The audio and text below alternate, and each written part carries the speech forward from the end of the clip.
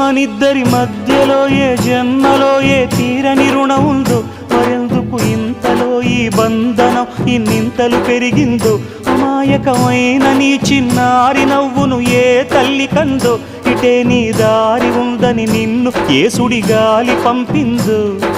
పాపం పుణ్యం దేవుడికెరుక, పేదకు దొరికిన బంగారు కణిక, పాలు వెన్నా లేవని అనక ప్రేమను తాగి పెరగవెసిలక.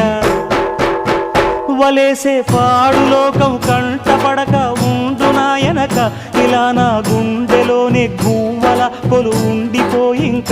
ఇటే పోస్తే ఎమున్నైనా నిలేస్తానే, మరింక ఏ కీడు నీ వంక రాలేదు.